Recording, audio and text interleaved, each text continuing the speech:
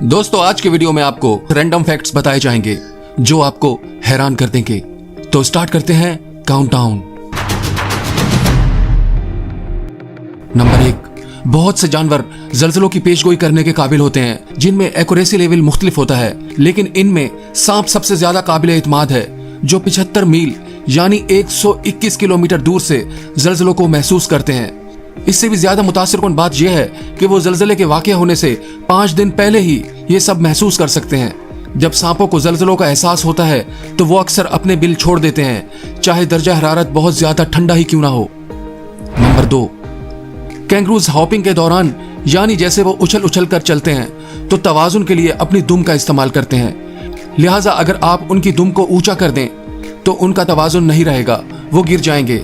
जहां कैंगरू किसी हादसे में अपनी दुम खो चुके हैं और फिर भी हॉपिंग करते नजर आते हैं तो इन्हें दुम के बगैर एडजस्ट होने में काफी वक्त लगता है और वो एक वक्त में सिर्फ छोटे फासले को ही तय कर सकते हैं। इनकी दुमें ना सिर्फ तवाजुन के लिए होती हैं बल्कि वो तीसरी टांग के तौर पर भी काम करती हैं, इन्हें आगे की तरफ ले जाती हैं जैसे कि उनकी टांगें करती हैं।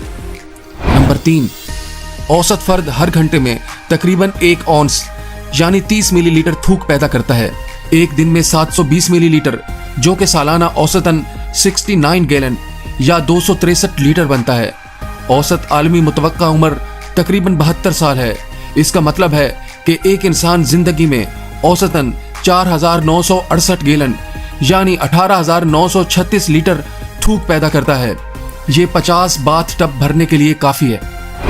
नंबर 4, लोग अक्सर इस बात पर बहस करते हैं कि केला ग्रेविटी के खिलाफ ऊपर की तरफ क्यों बढ़ता है। केले एक अमल से गुजरते हैं जिसे मनफी जियोट्रॉपिज्म कहा जाता है। इस अमल की वजह से फल जमीन की बजाय सूरज की तरफ ऊपर की तरफ बढ़ता है, जिस वजह से केले को उसकी मानूस खमीदा शक्ल मिलती है।